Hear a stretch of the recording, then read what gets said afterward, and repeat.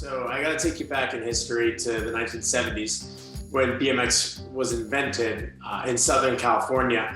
So when the bicycle was invented, people naturally wanted to start doing tricks and jumping in and doing things like that, but they weren't necessarily racing it. So freestyle was kind of the first sport that kind of, it wasn't even a sport back then, but I guess the first thing that evolved from just riding your bike from point A to point B. From there, in the 1970s, motorcycle racing kind of took off. And so kids in Southern California would grab their bikes and they would try to kind of mimic what they saw their favorite motorcycle racers doing.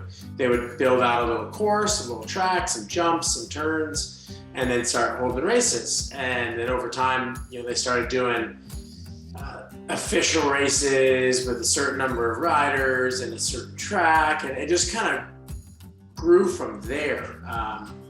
And then in 2005, the International Olympic Committee voted to include BMX racing in the Olympics, starting with 2008.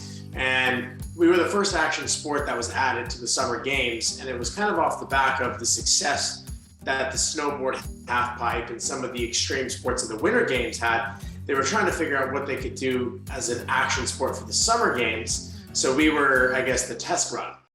Hi, I'm Chris Waddell. Welcome to Living It, the podcast where we join experts in the experience of being human. Be bold. Say yes to adventure. Say yes to living it.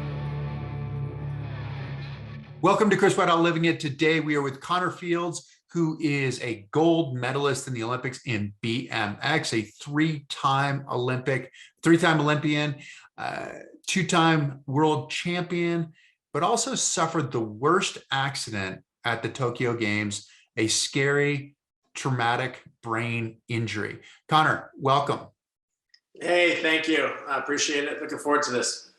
This is going to be fun. Can you tell me a bit more about BMX? So I did a bunch of research, and it looks like it's one lap, 300 to 400 meters, in and around like 40 seconds.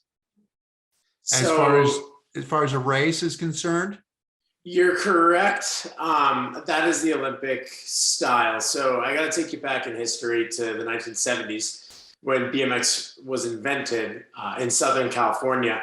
So when the bicycle was invented, people naturally wanted to start doing tricks and jumping in and doing things like that, but they weren't necessarily racing it. So freestyle was kind of the first sport that kind of, it wasn't even a sport back then, but I guess the first thing that evolved from just riding your bike from point A to point B. From there, in the 1970s, motorcycle racing kind of took off. And so kids in Southern California would grab their bikes and they would try to kind of mimic what they saw their favorite motorcycle racers doing. They would build out a little course, a little track, some jumps, some turns, and then start holding races. And then over time, they started doing official races with a certain number of riders and a certain track, and it just kind of grew from there. And then in 2005, the International Olympic Committee voted to include BMX racing in the Olympics, starting with 2008. And we were the first action sport that was added to the Summer Games, and it was kind of off the back of the success that the snowboard, half pipe, and some of the extreme sports of the Winter Games had. They were trying to figure out what they could do as an action sport for the Summer Games. So we were, I guess, the test run. Olympic level BMX has kind of standards where the track has to be a certain length. It has to be a certain width. The starting hill has to be a certain size. But part of what makes BMX so much fun is that everywhere you go, anywhere in the world, every track is different. And so when I see swimmers or track and field athletes who do the same thing over and over and over and over again, every time I go race, it's a different course. And that's always one thing that I've really enjoyed. But at the Olympic level, you are correct. Tracks are usually around 350 to 400 meters. They're typically a minimum of 3 turns. Starting hill has to be 8 meters tall is the height of the starting hill, and it has to be a certain width. But we do race at all sorts of different tracks that are all different sizes and shapes. This will be appropriate later on. The surface is not necessarily dirt either, right? Traditionally, in going back again in history, it was always dirt. Right. And then in the 90s, like late 90s, they started building some turns out of asphalt. And that was done to minimize the amount of work and maintenance that had to be done on it. And from there, people realized, well, if you do that, you can actually go faster. And it's less work for us. The riders enjoy it because they can go faster, they can turn sharper. And so then it changed, and asphalt corners kind of became the norm. From there, they started taking the dirt and then sealing it with a form of a sealant. And that has a number of reasons they do that. One is it minimizes dust. Two is it seals it in so if it rains, the water just brushes off. So from a maintenance perspective, it could have this huge storm and your track's going to be completely fine. And then again, it makes us go faster. So over time, it has changed to where, like at the Olympics, the turns are made of asphalt and the track, while still made of dirt, have a sealant on them to help with the weather. Like CalMag kind of thing or something like that kind of sealant? Or I don't know exactly what it is. The couple of things that I've heard used are soil tack and slurry. And so what it basically is, if you go pour a bottle of water on it, it'll just run straight off and it won't sink in. And is it more tacky too? It's definitely, I mean, I describe it as a cheese grater. If you fall on it, it feels like a cheese grater. Ooh, that's fun. Yeah. Interesting. Yeah, because I'm looking at this and I'm trying to figure out, because if you're going 40 seconds and say it's 40 seconds and 400 meters, that's similar in some ways to like a runner, right? So Van Niekerk, his world record for the 400 meters is 43:03. Yeah, I mean, so we have the jumps and everything, but it's from a training perspective, it's somewhere in between like a 2 and a 400 the way we train. So it's a sprint. There's no pacing yourself whatsoever. You just go all out and just kind of hang on. But you have to have the conditioning similar to a 400 meter sprinter, where you can sprint essentially for 40 seconds. And then you have to have the explosiveness off the start, like a 100-meter sprinter, because it's a lot easier to win a race from the front. But in addition to that, you have to have the mentality and the courage of like a UFC fighter, because you get knocked down, you crash, you get injured, and then you have to jump right back in the ring, and the track will always hit harder than you.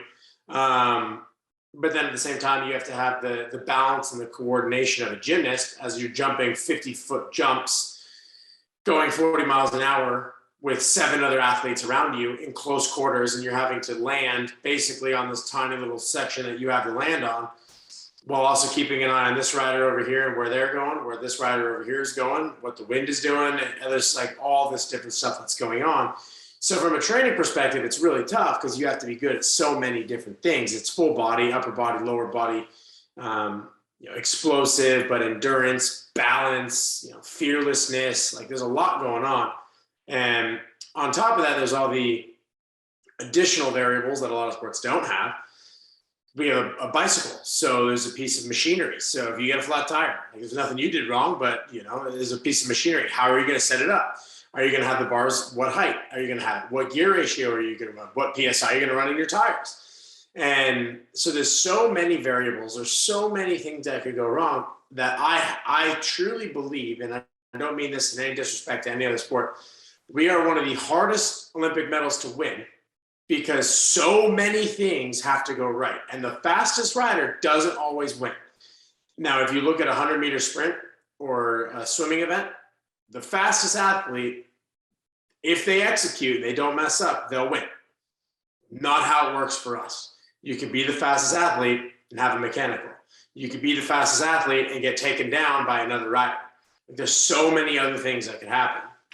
Well, the mechanical is interesting because I was looking at it in terms of like short track versus long track speed skating, where it's similar in some ways to what you guys do, where it's sort of like a sprint. And then you've got your jump, right? Then you've got like a technical element. Then it's a massive sprint. Then it's a technical. Whereas like a long track is a more consistent. You're an engine. You've turned yourself into an engine, right? Where you guys are like this ballistic, massive sprint, and then do something, and then and like look out for somebody else or whatever. Plus, you have all those elements, and you have the mechanical part of it, what's the exhaustion like? Because like even just thinking about a 400 meters, like 400 meters, when you come off of that last turn, that last 100 meters is really hard. Suddenly it seems like everything's really good. And then you come off the last 100 meters and it can be really hard. What's that like for you at the finish line? And sort of, is there any way of measuring? Your heart rate is completely maxed. Like you have completely gone to exhaustion. Like max, like 200 beats per minute kind of thing? 220 minus your age, essentially, if you want to use the traditional calculation. But yeah, I mean, I'll hit 195 to 200 based on what's going on. But with us, and we always kind of laugh and joke with our friends who are 100-meter sprinters, they'll do one race a day, and then they'll have 3 days off, and they'll do another one. And for us, at the Olympics, it's only 4, but at a World Cup event, it can be up to 8 races in a day. So essentially ask a 400-meter sprinter to go do 8 races in a day. And so what happens at the Olympics or at other events, as soon as you cross the finish line, your heart rate is maxed, you're exhausted, your legs are on fire, like you run the risk of cramping. You've got 30 minutes until the next gate drops. So the challenge is to just completely get your heart rate back down, spin your legs out, flush the lactic acid, hydrate, take a bite of the power bar if you can, and go again. And so we have to train for that repeatability to produce max power out of the starting blocks, but also to be able to have the endurance to just go again and again and again and again and again. And then on top of that, when you arrive at the event, you have a set number of hours, a certain amount of time that you have to ride the course, and every course is different. So part of the game is to dial in the course and figure out the fastest lines, the fastest way to hit a jump, figure out how it's going to send you off the takeoff, et cetera. And you've got 3 hours to do that. And then the next day you start racing. And you have to do that at speed when you're checking the course, because if you're not doing it at speed, you're not in the place to figure out what's going on. Exactly what's going to happen. Exactly. And so sometimes depending on the rider, like national teams will work together in practice. They'll ride together and they'll mimic kind of race situations to see what's going to happen if I do this and somebody else does that. Where's the passing points? What am I going to do here? What am I going to do there? But there's like, the more the older I get, the more I think about it, the more I realize there are so many things that you have to be able to do. And I guess it would be similar to like golf, right? And not on the physical side, but just you have to be good at 15 different things. And if you're bad at one of them, you're going to be in trouble. If you can't putt, it doesn't matter how good you can drive. And so I guess for us, it's like if you can't figure out a course in that amount of time, you're not even going to be able to race well because you won't know the course. If you can figure out that course, but you don't have the endurance to go all day long, you're going to start well, but you're going to die off. Yeah, there's so many different levels of things that you have to be good at. What's the mental side like? The mental exhaustion, because you said you finish and then you have 30 minutes in between heats effectively. Mm-hmm. But it's just like everything's coming at you all at once. And you're trying to figure out, okay, I've got to make sure I hit the downslope on that so that I can utilize that momentum and gain some more speed. And so you've got you against the course, but you against the other 7 people all crammed into this course. What's the mental side and how do you kind of turn it off? So, I mean, the exhaustion mentally, like you get to the end of the day and you are completely wrecked. Like I feel as if I just tried to, I don't know, do some homework for a class I'm not qualified to do for 6 hours, right? Like you just are completely mentally exhausted along with physical exhaustion. But yes, I mean, there is an inherent risk in what we do. And all of us are, I guess, daredevils to an extent. But we've all known people to get injured. We've all been injured ourselves, broken arms or collarbones or ankles or whatever. And every time you sit up there, you know that that's a chance that that's going to happen. So you're kind of fighting against your natural instinct. You're turning your instinct off and then just going. And I found that to get harder as I got older. When you're 18, you don't think twice, you just go. And I actually spoke to my sports psychologist about it. And what he was telling me was how the part of the brain that analyzes risk doesn't fully develop in males till their mid-20s. Hence the reason why 18-year-old guys oftentimes make bad decisions and go 100 miles an hour on their neighborhood street, or whatever it is that they're doing. But I like witnessed that, because when I was 18, I didn't think twice. When I was 20, I didn't think twice. When I was 23, I started thinking a little bit. When I was 28, I was like, this is a bad idea. I'm going to do it, but this is a bad idea. And it was just kind of funny to watch that evolve. And physically, as you know, you reach your peak in your late 20s, early 30s from a physical standpoint. And I felt that, like, going into Tokyo, I was 28 years old, and I felt I'd never been in better physical shape. But I'm having to compete against 19 and 20-year-olds who are willing, they're not necessarily willing to die, but like they don't think twice about maybe they will. Like, they do not care. And I do. And so that was what kind of the change is. And that, I think, is why BMX is a young man's sport. Not so much the physical side, but just the mental side of being able to not think twice about the decisions you're about to make. Does that, because that slows you down, right? I mean, even just that momentary little synapse or whatever it is, it's like that slows you down, just that little bit of like, ooh, this could be a bad point, as opposed to like, let's do what we have to do, as opposed to processing any of the risk or the fear or the worry. Is that what you were feeling a bit as you went into Tokyo, or is that what you just had to say, that happens, I have to manage it? I mean, I personally, the second thing, like, I would have to just acknowledge that the risk was there and then just go. Um, but what ends up happening usually to the older athletes is they might not go for a gap that's there. And you're constantly making decisions as you go around the track, or in a racing situation. You're kind of doing probability in your mind, like, very quickly. Like, you're processing the probability in a heartbeat.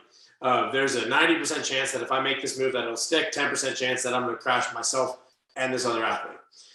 And typically when you're making those decisions, when it's a 90 to 10, you take it, you do it. But then as you get a little bit older, you start saying, oh, there's a 10% chance that it's not going to work. I'm just going to hold back and take second place. And that's kind of where people stop going for those gaps that aren't there. And it's not just in our sport. I think other sports, it's the same thing. You don't send it past that point of no return quite as often when you hit a little bit of an older age. Right. And it might be a semis versus a finals or whatever. Exactly. You got hooked at 7 years old. What hooked you about BMX? Because you stopped playing all the other sports too, right? At about 10, I stopped playing other sports. But I think for me, I liked a couple things. First off, I always liked the adrenaline rush, and I didn't even know what it was when I was 10 years old. But I just like jumping, and I like, having fun, and like that was what was exciting to me. And hitting a ball off of a tee at T-ball wasn't exciting to me like jumping my bike off of ramps, or going 25 miles an hour in a race was exciting to me. Is this risk related? Was it the risk that was exciting, the 25 miles an hour, the big jumps?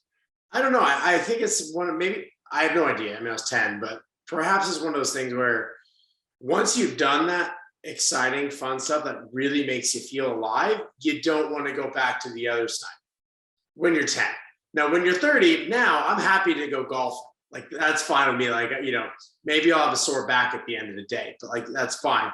Different kind of T-ball. Okay. Yeah. But the other thing I think too is I was always hyper competitive, and I enjoyed that BMX racing was an individual sport. And when you're 10 years old or 8 years old, not very many sports that you do are individual. You do a lot of team sports. You do basketball, you do soccer, you do T-ball, you do flag football. And I would get frustrated because I'd be playing harder than everybody else. And so my parents tried to steer me into an individual sport, because then I could kind of get out what I was trying to get out. And their thought process was, give them a few more years, and once everybody's 13, 14, 15 years old, you'll start getting to where everybody's trying that hard. Or you get into high school and the guys who try hard are the starters. And then you get to college and everybody tries hard. But I just was hooked on the individual aspect of it. And who knows, had they steered me into running, track and field or something, where it's also an individual sport, like maybe that would have stuck. But I think it was just kind of this perfect storm of what I enjoyed to do, individual sport. And I mean, let's face it, like BMX is cool, right? Like when you're growing, it's bright colors. It's, fancy sponsors. It's cool. Like when you're a kid, you're looking at the pros and they're all, got hot chicks and all that stuff. And it's like, that's cool. I want to do that. So it's probably part of it too. Yeah, I mean, there's an artistic side of it. I mean, I keep thinking as you were talking, like early on, like Dogtown and Z-Boy kind of thing, like the skateboarding stuff coming out of California, but then also the creative part of the sport that is different. What did you do well? Like, did you start doing something, whether it was jumps, whether it was turns, whether it was sprinting? What did you do well? I would say like I was really naturally inclined. Like what I was really good at was just as a broad term, skills on the bike, like my skill. And where I lacked was in my physical capabilities. So more athletes have physical tools and struggle at the skill side of things. I was the other way around, and that's what you want is somebody who is technically very sound. They have a good connection with the bike where they're almost one with the bike.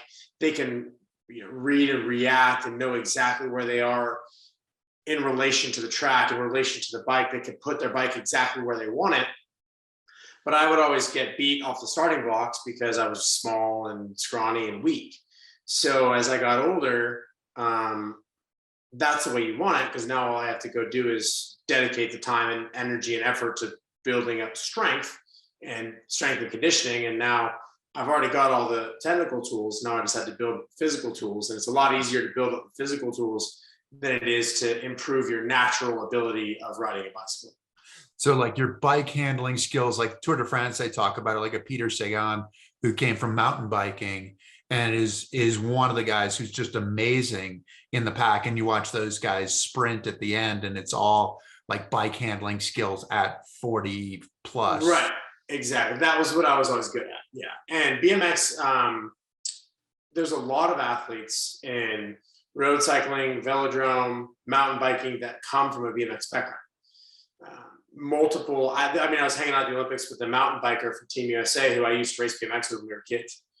And when he was like 14, he transitioned to mountain bike, and now he's the United States' best mountain biker. And Sir Chris Hoy, I don't know if you know the name, but he's England's most decorated Olympic athlete. He has 6 medals in the velodrome. He's a BMXer as well. So BMX is oftentimes the foundation for a lot of other cycling sports. But then there's just those of us like me who never grow up and get a bigger bike. We stay on a little one. Which is interesting because thinking BMX to velodrome, it couldn't be more different in my eyes. But in some ways it's not, right? I mean, your gear is fixed though too, right? It's not, you don't have coaster brakes, you have one handbrake, just the rear, I'm assuming, on the handbrake. Mm-hmm. So in some ways that's similar to the velodrome. But track cycling teams from around the world oftentimes get their starters, their man ones. They hunt them from BMX racing. Because our starting block is very similar to what man one does, which is just sprint as hard as you can for 18 seconds. Coming from a flat ground, they just go, just hammer. And that's essentially what we do. So Holland won the gold medal this year in the team sprint at the Olympics in Tokyo, and their man one was the next BMX race. And USA Cycling has called me and said, if you would like to, you could walk on the team tomorrow. But for me, I look at that and I say, so I'm going to do all the work, all the gym, all the dedication, and I don't even get to jump. I just work harder. Like, that doesn't sound fun to me. So I think it's teach their own. How does that work? You said in 2005 that BMX was voted into the Olympics, and then 2008 was the first games. What is that like coming from part of the appeal for you, right? It's the bright colors, it's the sponsors, it's being a bit of a renegade to then going to the Olympics. Or do you have to tone down the renegade part of it? Is it the legitimacy of getting to the Olympics too? How did you view those things? I was 12, so I didn't view much, but there's different People feel differently about it. A lot of the old school riders, the traditionalists, hate that BMX was put in the Olympics. They think that ruined it and that we sold out. And same with skateboarding this time around and surfing this time around. Like, a lot of people hate it. It has changed our sport massively, because as soon as the Olympics got involved, Olympic committees got involved, and athletes started to be treated as Olympic athletes and were expected to be on regimented training programs. And they were paid by federations and had to answer to those federations. So it did change and evolve. But when I started racing when I was 10 years old, I couldn't get a college scholarship. I couldn't become a member of the national team, and I couldn't go to the Olympics. Because that didn't exist, or why couldn't you? It didn't exist. I got a college scholarship and I went to the Olympics. So in my eyes, sure, we had to give up a little bit of our traditional kind of counterculture, but I think what we gained is better than what we lost. And at the same time, when you race or ride BMX, nobody forces you to try to go to the Olympics. You can go be as counterculture as you want and be a traditionalist. And there are people out there, and they'll scream from the mountaintops how much they hate the Olympics. And that's fine. They're entitled to their opinion. But BMX, one of the things I always said that I enjoy it, and I guess a lot of sports are kind of similar, it's whatever you make it. If you want to ride once a week for fun, ride once a week for fun.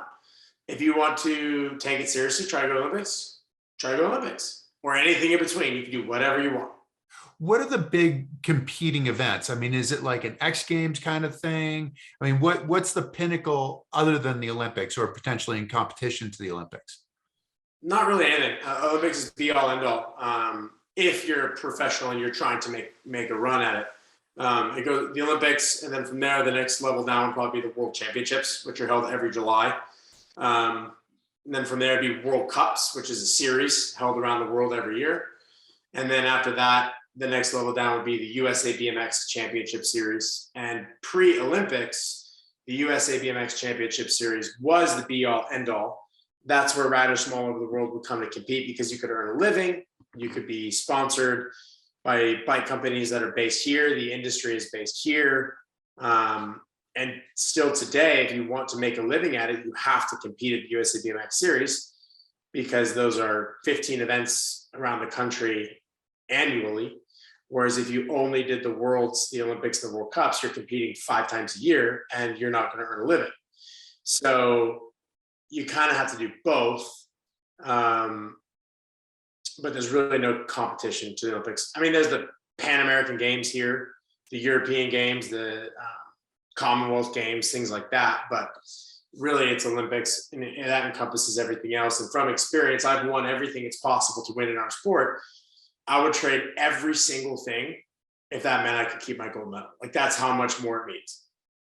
Really? Okay. So it's not as similar in some ways to like snowboarding, where they were sort of competing. They have like the Dude Tour and the X Games and that kind of thing, where it's all at a high level, but also a little bit different. And as you said, a little bit more counterculture. When did you start getting good? Because you said you had great bike handling skills, but you couldn't start. Yeah, well, it wasn't even that I couldn't start. I was just small, so I was always good. I was like 5th to 10th in the country as a kid. But when I was like 15, when I finally hit puberty and I grew, and I wasn't competing against athletes that were, I mean, if you look at 2 14-year-old boys, you could get 2 completely different guys, right? Like, one's a kid, one's a young man. One's got a mustache, one, doesn't even have any hair in their armpits yet. Like, you get these full ranges. And I was the second one, where I was very young, and everybody kept telling me, you'll grow, just wait. Dad's 6'3", mom's 5'9". Like, I come from a background of a tall family. And so eventually I hit puberty, and all of a sudden now I'm looking eye to eye with my competitors, and physically we're even, but I'm technically better. So when I was 15 is kind of when the penny dropped for myself and everybody around, like, whoa, this kid's pretty good. That was 2008. Plus, you had to learn things the hard way too, right? If you're younger, it's like you have to do all the other things because you don't have just the engine that's going to push you through, right? Correct. I had to learn how to be a scrapper, right? I had to hunt around just trying to pass people. I had to learn how to ride it from the back of the pack, from the middle of the pack. I had to try to figure out how to beat people who were just bigger and stronger. So it forces you to learn more. And I always, I see kids who are winning everything at 10, 11, 12, and that's the worst thing for them because they're only learning to be a one-trick pony. And no matter how good you are, when you hit professional levels, nobody wins everything. So you have to be able to do it from all over. But yeah, so 2008 was kind of a perfect storm because I got good, I started winning, and I watched the 2008 Olympics.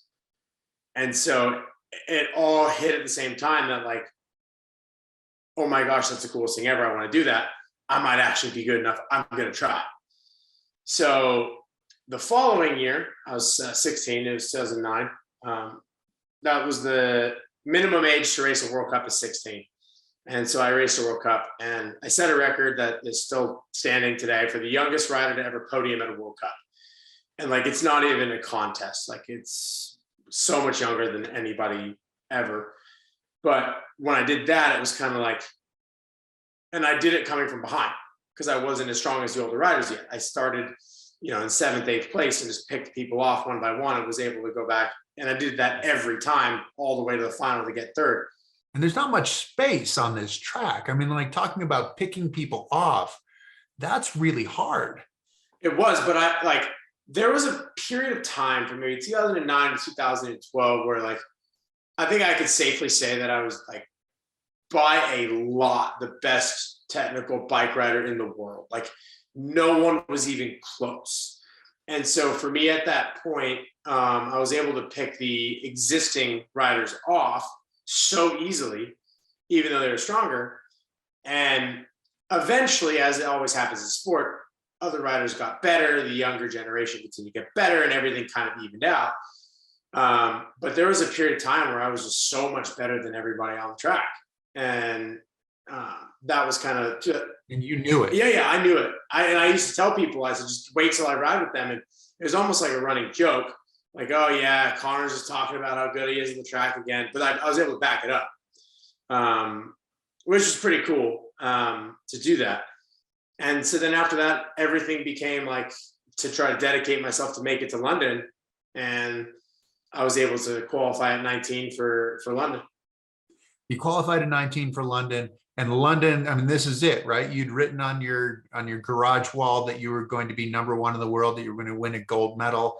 And then what happened in London? I went into the event as one of the favorites. I won my quarterfinals. I won my semifinals. I was in the pole position. I was in the #1 seed. Like if you go on YouTube and you watch the video, the commentator says, I think Connor's going to win. Like the odds makers, I'm from Las Vegas. So, my friends were placing bets on me. I was the favorite. And I just didn't execute. I got ahead of myself. I just was thinking about the win instead of thinking about what I had to do to get there. Thinking about having a good start, thinking about having a good drive, thinking about having a good, hit my marks, having a good lap. I was already thinking about the party. I had already won. So I ended up choking essentially and got 7th. And that was tough, right? Like and at the time, you don't have the life experience that you do when you're 30, when you're 19 years old. Like you think the sun's not going to come up tomorrow and you're never going to be the same. And, your life's a failure because you messed up this race.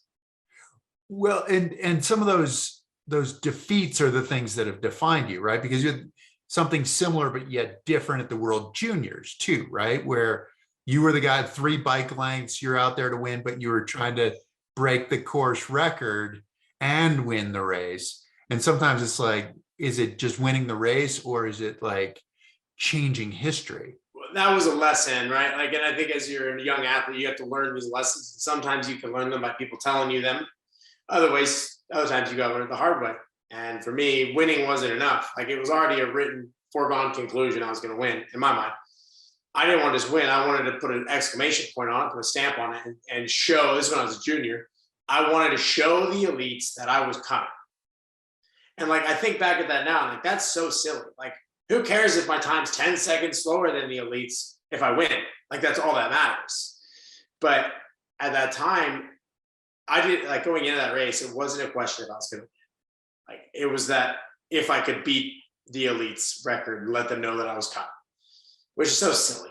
But I learned that lesson, and now I had to learn it the hard way. And after that, I learned that after that, like, the lesson stuck with me forever. Get out in front and then just ride a comfortable pace. Do what you have to do to stay there. You don't need to send any messages. Winning by a foot or by 10 bike lengths is all the same. Just be smooth. And I never again did that happen. Not once was I in front and over tried and made a mistake. I, in my whole career, got past in a final 2 or 3 times. Like, I was so good when I was out in front. And I credit that to having to learn it the hard way. But yeah, so that was in 2010, which shows you what my mindset would have been going into 2012 as well. It was a foregone conclusion that I was going to win. I was going to win. It's all just part of the plan. I was going to win, instead of just taking it one step at a time, as you learn is the right thing to do when you get older. What did you have to do when that plan didn't work? Picking up the pieces after London. Yeah, it was really hard. And so the hardest thing I think for me was just that, like, I didn't know if I could trust myself. Like, what happens if I get back into this position again? Can I do it? Can I execute it? And so between London and Rio, there's the World Cups, there's the World Championships, and every chance I got, I tried to put myself back in the pole position to put myself as the #1 seed. And I was like 50-50. Sometimes I would do it and sometimes I wouldn't. And the times I wouldn't do it, it wasn't that I wasn't fast enough to, it was just that mentally I didn't know how to handle those moments. So what it essentially came down to for me was second guessing whether or not I could execute and I could do it. But I also had the courage to keep putting myself back in that position of doing it, because a lot of athletes, and I'm sure it'd be like this in other sports, but in my sport, a lot of athletes will make a mistake when they're in the pole position and then they'll just avoid that. They won't take it even if they have the option to do it, because they don't want to put themselves in that position. I just kept saying, like, every chance I get, put me in that position. I need to learn how to do it. And so I had ups and downs. Like, I won the World Cup Series in 2013. Awesome. I whole shotted. I was leading the World Championships in 2014. And another rider bumped into each other, and he was able to pass me. So I came just short of winning a World Championships in 2014. So, like, I was going through all these ups and downs in between those years, but it all, in my opinion, kind of led to, like, when I got back into that moment in Rio, like, I was prepared for it because I had experienced the range. Like, I had won, I had lost, and I felt like I knew what I needed to do when I got back into that moment in Rio. And so when I got back into that moment in Rio, I was able to execute to the best of my abilities. And from that moment on, I never doubted myself again. And for the next 5 years, I guess, before Tokyo, every single time I got into that, like, crunch time position, I never made a mental error. I was beat, but if I was beat, it was because somebody was better than me, not because I didn't ride to the best of my abilities. And so I guess what I'm most thankful for and proud of is that I kept trying.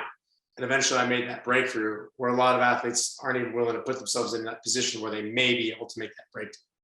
Right. You kept putting yourself in the pole position where you're the #1 seed. You're the person who should win. So you put yourself in the position where you should win, because the games are a little bit different too. I mean, even though you're competing against the same people on the World Cup, it's not quite exactly, or even the World Championships, is not quite exactly the same as when you get to the Olympics and all the eyes are on you, all the television. 4 years have been building up to this, but going into Rio, you had practiced for the games, but you also broke your wrist right before it.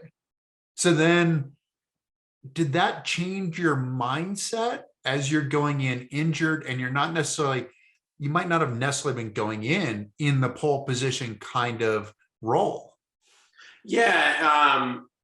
In hindsight, I'm glad I broke my wrist because it had a happy ending, and it might have been what helped, but it did change my mindset in that I was just happy to be there, because there was times when I wasn't sure if I was going to be there. It came down basically to the Olympic trials, and the way our team selection works, one rider gets taken off of rankings, one rider gets taken off of whoever wins the trials, the third rider is the coach's pick, like the committee selection. I had to have this one guy had to win the trials for me to be the third guy. And he ended up winning. But there was weeks where I was like, if he doesn't win, like, I'm not going to go. And so you couldn't compete then. You were still recovering. I was in a cast, so I had to watch. And so for me, what it just came down to was like, when he won, I was like probably just as excited as him, because I mean, I was going too. I was like, woo, I'm going to the Olympics now. So good job, man. You got me on the team. Yeah. Yeah. The ironic thing too is like, we're huge rivals. Like, this is probably the first time I've ever rooted for him in my life. But when I ended up just going, the mindset was like, I'm just happy to be here, and a medal would be a bonus. Like, that would just be gravy on top. I get a shot. Like, I'm just happy that I get the shot. Whereas pre-wrist injury, I was always gonna get the shot, and it was like win or bust. Now I was just happy to have the shot, which probably did take some pressure off me and help me out a little bit. So that was cool.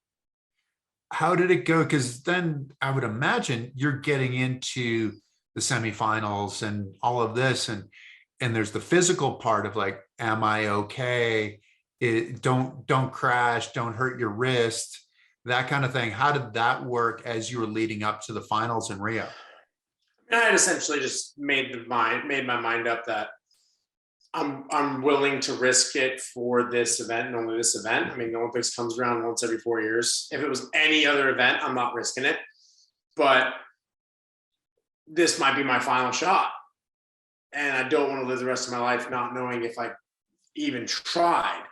So physically, I didn't care. Like, I had essentially just gotten to the point where I was like, I'm okay if I break my wrist trying. Like, I'm just going to try. So in a weird kind of messed up way, I was okay with it. And it just came down to step one was to get back into the final. And then my only goal was, at the end of the day, I want to look in the mirror when I'm brushing my teeth that night and know that I did my best. And if that means that I got 5th place, that's okay. It doesn't mean you're happy with it. You could be bummed. But at the end of the day, knowing you gave it 100%, there's nothing you can lay in bed at night thinking, I should have done this, I should have done that, I should have done this, I should have done that. That was my only goal, because I couldn't do that in London.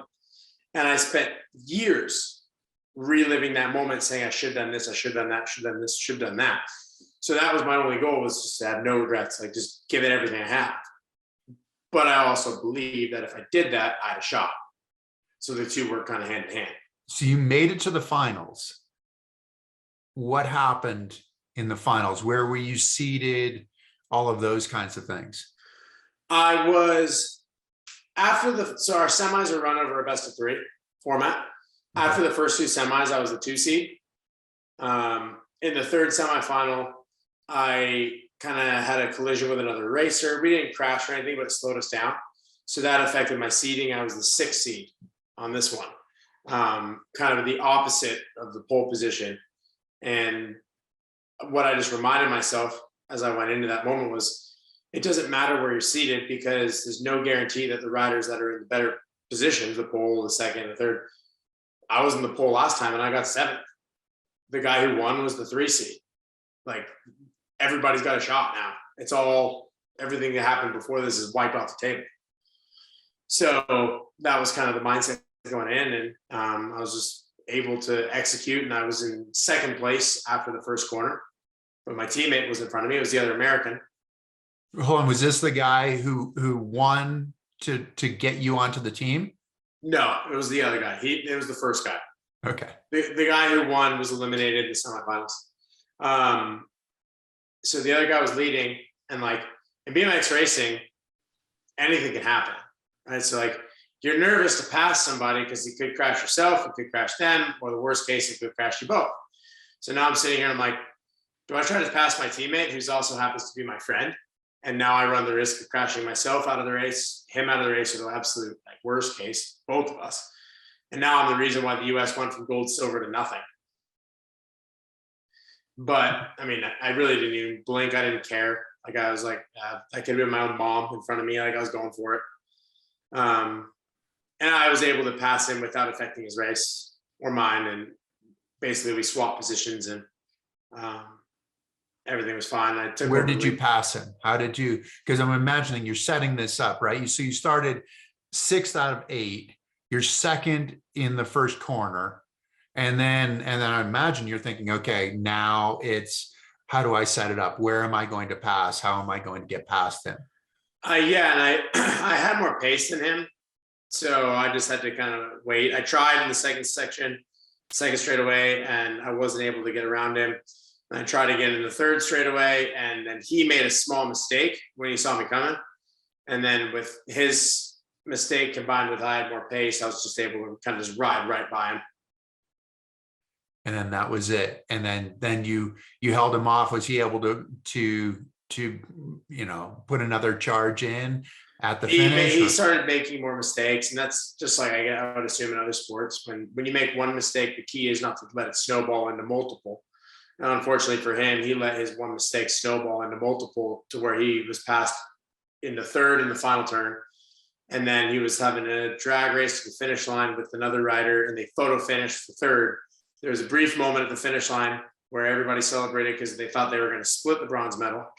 And then about 10 minutes later, it went to a photo, and the photo revealed that the Colombian actually had gotten it. So he got 4th. Oh, bummer.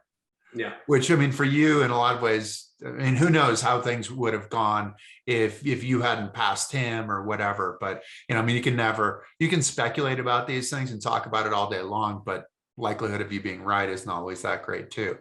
Right. Well, and I also, I'm biased on this one, but I also think it's the best race in BMX history because at the highest level, which is the Olympics, 6 of the 8 riders held a medal position at one point. Wow. So at one point in the race, 6 of them, there's only 2 riders that did not sit in the top 3 positions at one point. Wow. And that's unusual, though, I would imagine, Very. a BMX race to have that much change at the front of the race. And all 6 of those riders at one point, except for me, so 5 of them at one point held the bronze medal position. So it was pretty crazy. What was it like for you to cross the finish line? It was like half shock, half excitement. I mean, you think about that moment all the time, and then it finally happens, and then you're just like trying to pinch yourself, like, is this real? But it was cool. And for me, I always say it's like the ultimate way for me to say thank you to my friends, family, coaches, supporters, everybody who helped me get to this point. Because now, like, we all won this together, and like we did it. All that sacrifice and all that hard work was worth it. We won the Olympics. And so I celebrated with my coach and my training partners and my family, like right there at the finish line. And that was the coolest thing. And that graffiti on the garage wall, was that forgiven then? Yeah, my parents moved out of that house like 3-4 years ago, and they cut that piece of the wall out and actually gifted it to me. So you have it framed. How old were you? 12 when you did that? 9? 15. 15. Okay. So I don't have a frame. It's just sitting. It's sitting right next to the gold medal in my trophy area. Which they're probably of equal value in a lot of ways. Yeah, no, they're cool. It's every major achievement starts with the idea that that's what you want, whether it's becoming a doctor or opening a business, becoming an Olympian, whatever it is. You have to make up your mind that's what you want to do. And so for me, it was like I very clearly made up my mind that's what I wanted to do. And I didn't make it easy on myself. I set a really hard goal. I didn't set myself a goal like, oh, graduate college. Like hundreds of thousands of people do that every year. And that's a huge accomplishment. I set a goal that 1 in 22 million people get. And so it's pretty cool to be able to kind of have the beginning and then the culmination. And 1 in 22 million win a gold medal. So that's the odds if you take the number of Olympic gold medals and the human population. Right. Exactly. So now you did 1 games where you were pole position and it didn't work out. You ended up 7th. Another games where you started sixth and ended up winning. So then you should have it all figured out now, right? Go into your third games. You would think. And I was actually even part of a study after Rio that Team USA did, trying to figure out how they can better prepare athletes for their first games, because my story is such a common occurrence where athletes struggle at their first games and then fix their mistakes in the second games and do well at their second Olympics because they've got the experience. So I was part of a study. I was interviewed by a number of psychologists of like, what can we do to better equip the athletes for their first games? Because it is easier once you've been, once you have the experience, once you know what you're getting into. But yeah, as I got ready for Tokyo, I was like, oh yeah, this will be easy. I've had the whole spectrum. You've had the whole spectrum. So what was Tokyo like? Where you did everything go according to plan approaching the games? I mean, other than COVID and things like that. The postponement and all that. But yes, eliminating that stuff. Yeah, I was in great shape. I won a bunch of races leading up to it. I was national champion. I was leading points in the series we race here. I mean, everything was clicking. Great shape. Felt comfortable on the bike. I knew it was going to be hard, but I knew I had a shot. And at the end of the day, I believed that put me in that position in the final and I'll execute. Like I had full comfort in knowing that. Doesn't mean I wouldn't have been nervous. Doesn't mean I wouldn't have been, feeling the pressure, but I knew when push came to shove and it was time to execute a start that I could. So that gave me a little bit of calmness going in. And so it was like, just get to that final and then you know what to do. And was that really it? Just get to the final. You weren't concerned about where you were going to be seated. You had enough confidence in yourself that wherever you were on the line, you were going to be able to do what you needed to do. I mean, is that partially from having had to do it so in such a difficult manner as a smaller kid growing up? Yeah, I mean, in a perfect world, you'd want to be wherever you like to be in the starting gate, whether that's the inside, the middle, the outside. If you're the number one seed, you have first choice of your starting block. You can go wherever you want. So yeah, I mean, at the end of the day, that's obviously what you want. But what I had learned at the previous Olympics is that going into Tokyo, 1 out of the 3 times did the number one seed win. So I looked at it, and at that point, somebody had won from the inside, the middle, and then I won from the outside. So in theory, it was completely even. So what I wanted, I knew where I wanted to be, but I wasn't so married to that idea. And this is a mistake I've made in other races in my career. So married to being in a certain position that as soon as you don't get that position, it ruins your whole day because you had planned on being in that position. So step 1 is to get to the finals. And then if you're in the finals, it's 8 racers. You've got 1 race. And if you beat 5 of them, you go home with a trophy. And so you just got step 1 is to get out of your quarterfinals. Step 2 is to make it through the semifinals, and then you can worry about the main. But just like in London, I didn't want to be worried about the main, worried about the medal before I was even in the quarterfinals. And things were going well, though, in qualifying, getting to the finals. Yeah, I won my quarterfinals. I was the number 1 seed out of those as we entered the following day with the semifinals. It was 2 heats of 8, and the top 4 of each would go. So going into the second day, I knew I had a shot. I mean, I knew I would just have to ride smart in those 3 semifinals, put myself in the final, and then just go. And if you think about a BMX race, there's 8 races at the starting line. You can kind of always expect 1 or 2 riders are going to completely mess up their start. 1 or 2 riders are going to get cut off by the rider next to them. And so I knew if I had a good start, I'd at minimum be in 3rd or 4th place and be in the mix and have a shot. So like in real simple terms, that's kind of how I approached it. So simple terms, that's how you approached it. And then what happened? First semifinal, I finished 3rd. Second semifinal, I won. So it's like best of 3 over points. So I was pretty there was a mathematical scenario where if like this guy won and this guy got 2nd and this guy got 3rd and I got 8th, that I would lose my spot. Plus you're racing for your starting position seed. Your 3rd semifinal is your starting seed. So, people have asked, like, why did you even race that? Well, there's 2 reasons. 1, mathematically, I wasn't clinched. And had I just rolled around and taken the 8th place and then the exact scenario happened, I would have, been bummed about that forever. Right. Two, I wanted to control where I was in the starting line. I don't want last pick, because last pick is always going to end up being the place that nobody wants to go, right? Maybe that's in between two of the other best racers. Maybe that's on the far outside. Maybe that's in the place where there's a little bit of like some misshapen stuff on the jump or whatever it is. Like it's the place where no one wants to go, so you don't want that. But in that third semifinal, there was a French rider and he just came over from the outside. And I think he just misjudged where we were in relation to each other. And he bumped me and it sent me to the ground, and I smashed into the ground face first going 40 miles an hour. And I had the worst injury of the Tokyo Games and one of the worst in Summer Olympic history.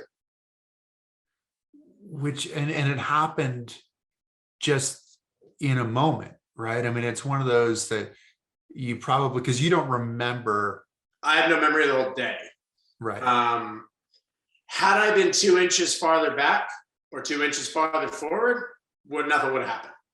Had my start was good, but had it been a little worse, I'd been fine. Had he decided that he only wanted to move over to this section of the track, nothing would have happened. It was a perfect marriage of everything that had to go wrong, but at the same time, a perfect marriage of everything that went right, that I am able to sit here today and be okay and talk to you. Because a couple things changed and I never crashed. A couple things change and I'm dead on the track on impact. So it's just a crazy like butterfly effect of what could have been different. But this was a massive head injury, right? Brain injury. And brain injuries are just so hard in that you don't really know what's going to happen. There's such a variety of responses to a brain injury.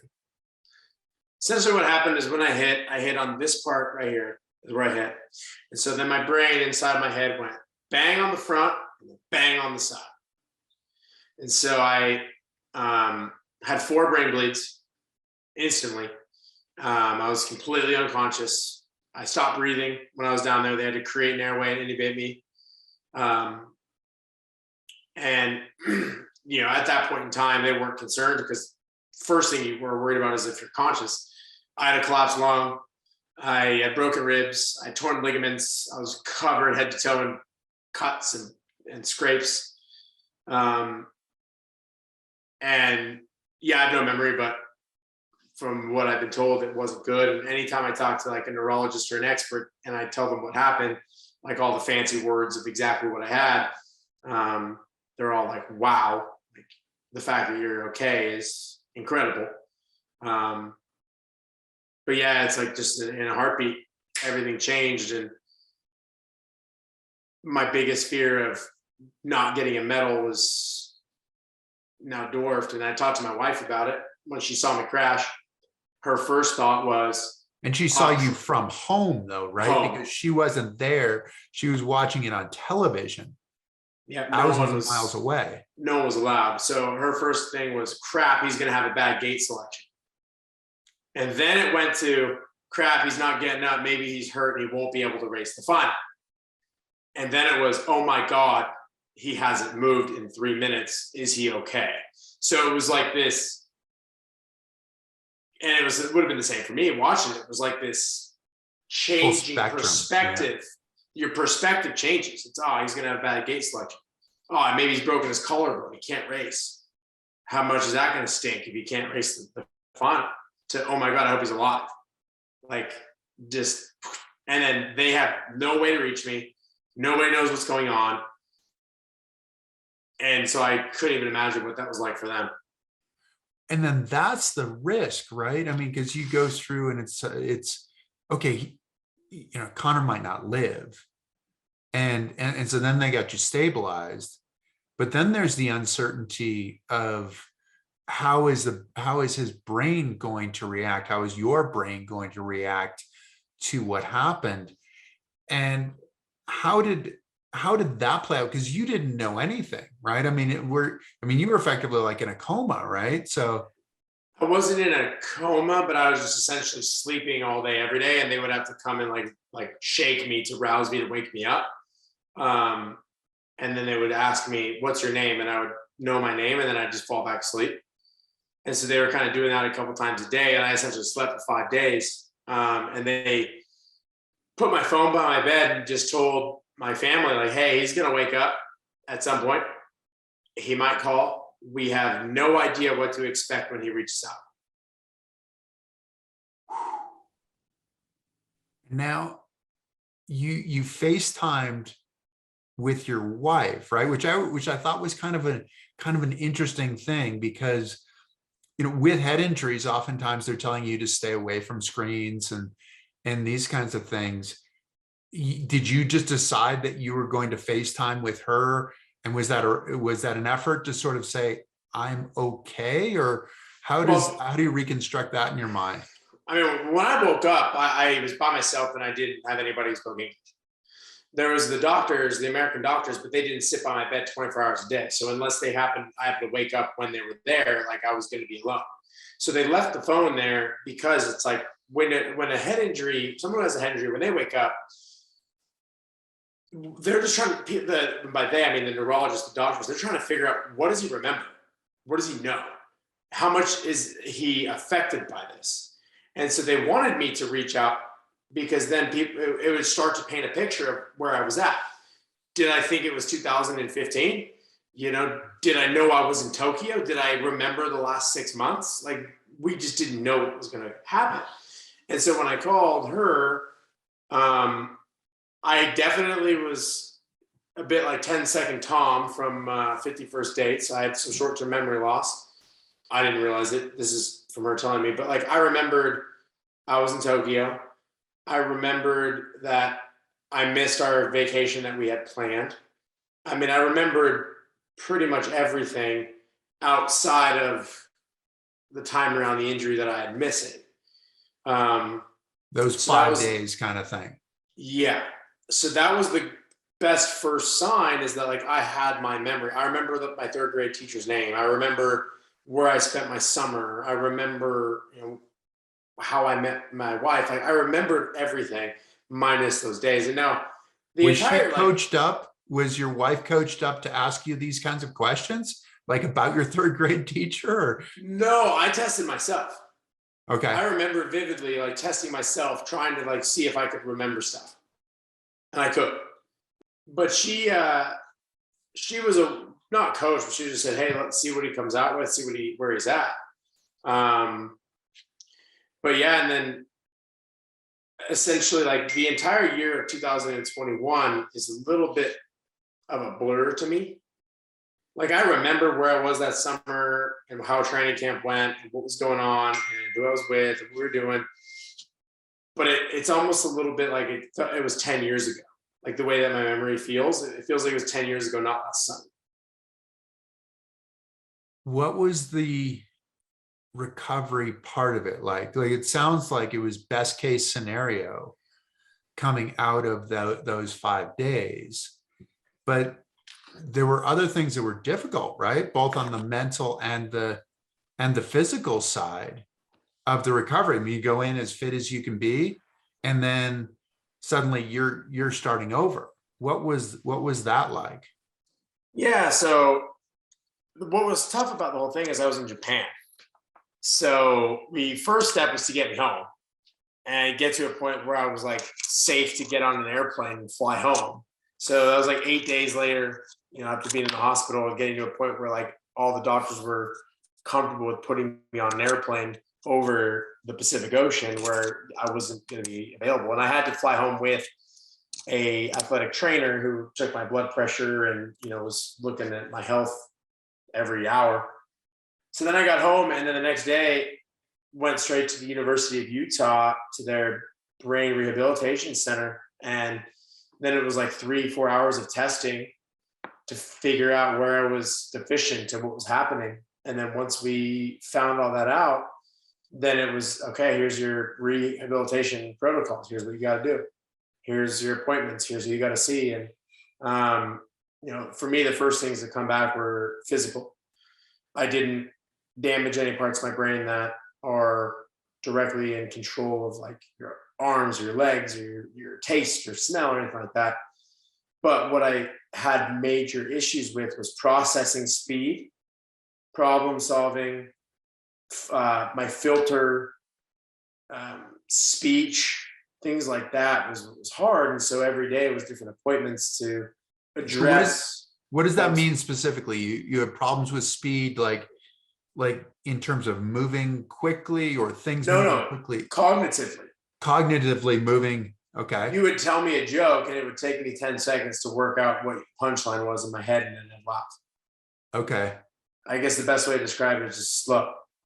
You- Or like one of the exercises I was doing was they would give me a 3-word sentence. It would be like, I am Connor. And then they would say, give it to me backwards. And it'd be Connor am I.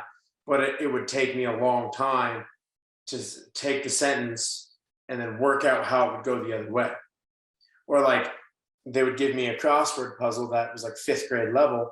And it would take me 20 minutes to do a crossword puzzle. And the words were like chair, TV, lamp, things like that. And it took me forever to figure that out. Wow. And you said that also you got super fatigued, right? So you might be able to do that crossword puzzle easily in the morning, but then not at night. That was a little bit later on. I mean, my Okay. fatigue was the whole time, but as I improved, the final thing to come back was the ability to have energy to use my brain all day. The best way I would describe that, so I mean, my fatigue initially was terrible. I slept 16-hour nights, and then I would be up for 4 hours, take a nap, up for 4 hours, take a nap, then back to bed. Like I would just sleep all day, but that's what you want because that's when your brain's healing. Right. As I got to like month 2, month 3, the best way I would describe it is imagine if you go to sleep and you don't charge your phone at night and you wake up and you've got 30% battery and you got to go your normal work day with that phone at 30% battery. Your phone will work great till noon and then it's dead and you have no more phone. And so that was the best way that I would describe it is like it would work well when I would wake up, but it would just die. My brain would just stop working. And eventually it got to where my phone was at 30%, 40%, 50%, and I could get to later on in the day. And that was kind of the final thing that came back was that it was like 9 p.m. and I was still as sharp and quick-witted as I was at 9 a.m. was kind of the final thing where I was like, okay, we're good. Like I was having to, if I wanted to go to lunch with a friend or go see a friend, we had to do lunch. Because if we tried to go to dinner, I would be completely useless. Interesting. I mean, it sounds miraculous, your recovery. I mean, given the accident, you also said that you approached it the same way that you approached your recovery, the same way that you had approached your preparation for your sport. What was the impression of the doctors, of the people around you looking at your recovery? Yeah, I think first off with the head injury, there's a whole lot of unknowns. I'm not an expert on it, on either head injury, and I don't know much about spinal cord injuries either, but I imagine they're pretty similar, where they know some stuff, but for everything that they know, they don't know equally just as much. There are always So- exceptions to the rule, sure. So when I got hurt, the first question that myself and everybody around me was asking is he going to make it for recovery? Is he going to be okay? And the thing they kept saying is, we don't know.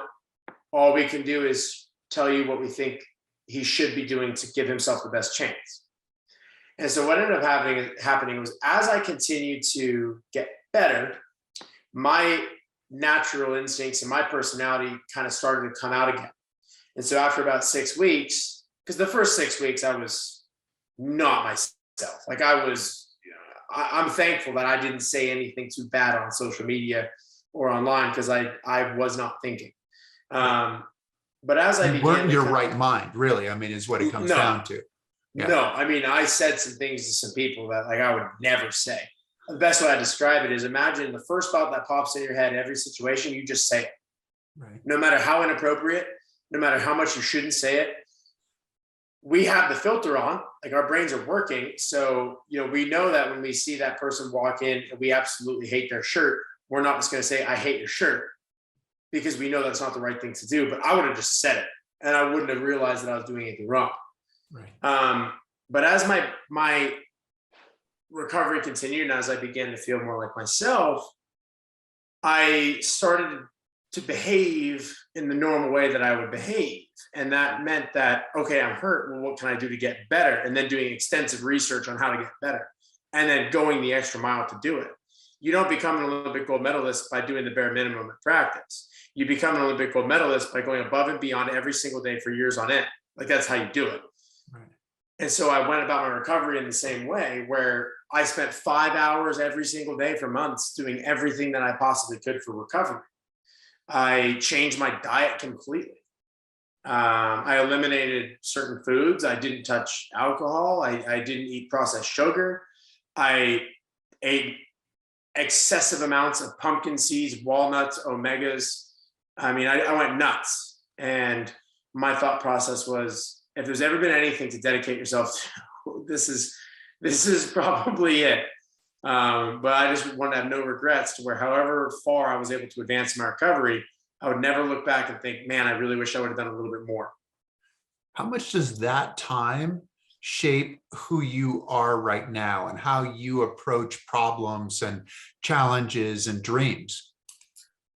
I don't know if it's necessarily that time. I think that's just me as a person. Like that's just how if I'm doing something, I'm doing it all the way. If it's sport, if it's me one day when I'm a father, if it's me training for a marathon, whatever it is. I mean, you came to my speaking engagement the other day. Like if I'm going to speak, I'm going to approach my speaking at 100%. This is how I am. And it's a double-edged sword, because I don't do well at just being relaxed and taking things easy. We're at trivia night and I'm like studying the day before for trivia night. That's like so ridiculous. But that's just how I am. What about risk? So you look at this, you won a gold medal. You're at the very, very top of your sport, a risk-taking sport. You had this horrific injury. And then also now you're coaching kids in the sport of BMX. How do you look at the risk and the trade-off? Yeah, that's a good question. I think I had a really good conversation with a friend of mine who had a spinal cord injury, and what he said really stuck with me. When he was in rehabilitation, he became friends with another guy in rehab who was sitting at a stoplight, and there was a car accident in front of him at the stoplight, and a piece of shrapnel hit him in the head and caused him a spinal cord injury. He was just sitting in a convertible. And there was another guy there, and there's another story, but it was something similar to that, where he did nothing wrong, wasn't taking any risk, just happened to get caught in the wrong place at the wrong time and have a life-changing injury. But you also said from your final in Rio that 4 of 8 of you had traumatic brain injuries, or 3 like a life-altering injury. Yeah. So before I get into that, I guess what I was going to say is, like, life is not without risk. I think calculated risk is what you have to look at, is what are you okay with? And so for me, I've never been a big risk taker outside of BMX. Like, I'm really not, which is ironic. Like, if I'm, I enjoy snowboarding, but I take it very slow. I just do my thing. I have nothing to prove. And then even on the racing, I was never known as a risk taker. Like, I wasn't sending jumps just for the fun of it. I did what I had to do to win, and then I just left it at that. But I guess for me, like, moving forward is, like, I went mountain biking this morning for an hour and a half. And as soon as I got to the point where I was feeling like I was going a little bit faster than I wanted to go, I just slowed down. And so it's like, I have a limit of how much risk I'm willing to accept, and I will not go past it. And that's how I plan to live my life. Like, I'm not going to lock myself in a bubble. And you can relate to this. I'm not going to lock myself in a bubble and stay perfectly safe. Like, we could get in a car accident. We could, get hit by a tree that's falling over because it got struck by lightning, which has almost happened to me. A piece of lightning struck like 10 feet from me, and a tree knocked over right in front of me. But with that said, yeah, to go on what you're saying, there was 4 of the 8 riders in the Rio final had career-ending injuries. Myself, there was another athlete who had a spinal cord injury. that, in some ways could have been prevented. Thinking back, another one had a traumatic brain injury, complete freak accident, like never should have happened. Wrong place, wrong time, bit of bad luck. Wasn't really his fault. Um, and then the other one was while he was competing. So it's like we all had these accidents, but a couple things change and these accidents don't happen. And how many other times could a couple things have changed for people all over the world and they would have had this type of accident? It's an interesting question, right? Because the idea of you can't prepare for a freak accident. And I mean, the guy who's sitting there in the convertible who gets hit by shrapnel, you can't prepare for that. Weird things happen. But also there are sports that we're involved in, and you and I are involved in sports where there is that risk. I mean, there is that thought as you approach the starting gate, the starting line, whatever it is, that, hey, if things go badly, they could go badly. What's the message? Because risk is something that's so important for all of us, like in terms of our sport, but in terms of our lives, in terms of taking the risk to live fully. What's the message that you're giving to these kids that you're coaching regarding a sport that can be potentially dangerous? To be honest, they don't ask me about risk, but the way that I approach it, the way that I teach is develop the skills and don't try stuff that you're not ready to try. And that goes for anything: gymnastics, BMX, skiing, literally every sport. Develop your skills, know where you're at, and don't try things that you're just not ready for. And so when I'm coaching, if I tell somebody to do something, it's because I believe that they 99% will be okay to do it. But if they say, I don't know if I want to do that, then I say, don't do it, because I'm never going to force anybody to do anything that they don't want to do. Plus, they have to be committed to it. They're less likely to get hurt if they're committed to executing. Exactly. So interesting. I mean, it's been such an interesting journey for you to I think in some ways see such great success, but then also sort of see your mortality in this crash, see you're susceptible to whatever in some of the other games, in London and that kind of stuff. I would imagine that for you have so much to give to the kids. Do you really enjoy the coaching part?